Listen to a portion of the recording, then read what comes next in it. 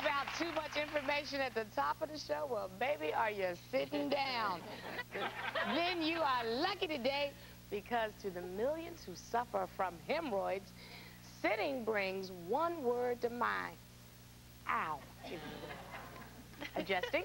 But have you ever wondered what exactly causes the pain, how it happens, and most importantly, how you can stop it from happening? Here to help you breathe a sigh of relief on today's Body and Soul is Dr. Carolyn, author of Complementary Natural Prescriptions for Common Ailments. I have other questions for you, but what is a hemorrhoid?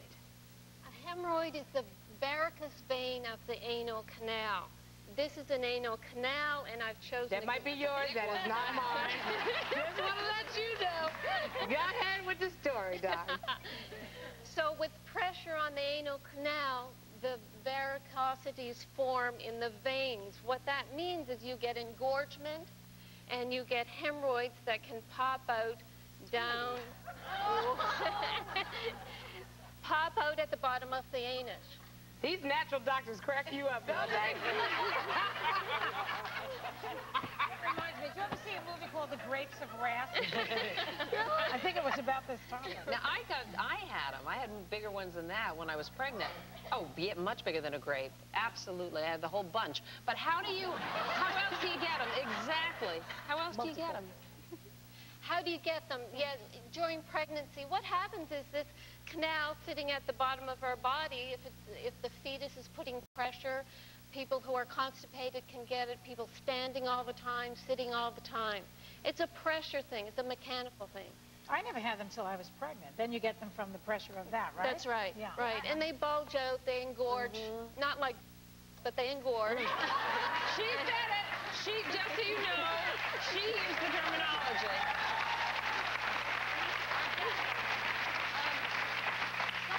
We are not in violation of the contract. We did not say it. Go ahead with the question.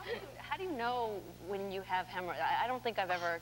You know. No, you would know. No, because I have a problem every now and then with constipation, but how do you actually diagnose hemorrhoids? How do you tell the difference? Most often people will find a little bit of red blood on the toilet paper or on your stool or in the toilet. And pain can go along with it, and mucus discharge. Often you have to go to your doctor to find the real diagnosis. You don't want to diagnose yourself. Maybe I have had one then. What do you think it was? I thought it was a constipation. She can't find her clitoris. Oh, that's right.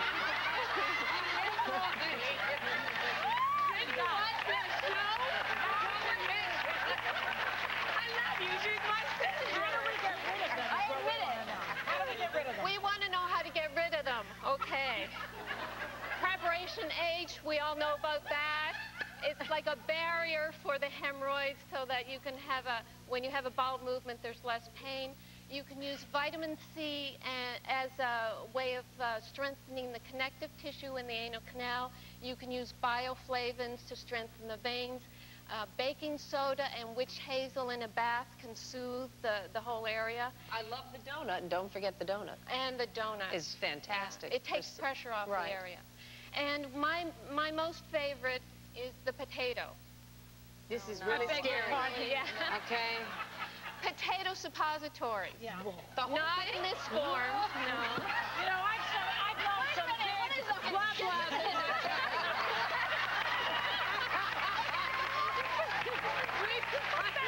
Now she's scared. She's like, I can't find it, but I don't want to know anyway. Why did you bring that? Well, that's the high fiber treatment. That's you eat that. Okay, all right. You eat that, but actually it's very important. Wait a minute, you don't eat this? What do you do with that? Okay, what you do with that is you cut up a potato as you would French fries, but of course you can't have French fries anymore. No more French fries. What?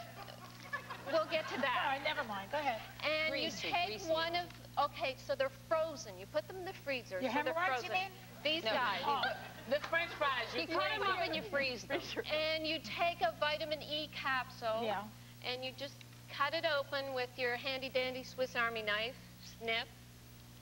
And you just coat, it's very easy. You just coat this little potato suppository, it's frozen, and insert it. No. Not this It's end. not just a snack anymore.